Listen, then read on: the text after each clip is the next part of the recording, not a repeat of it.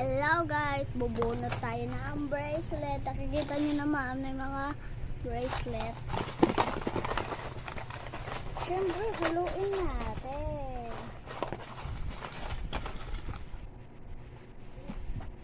Ito.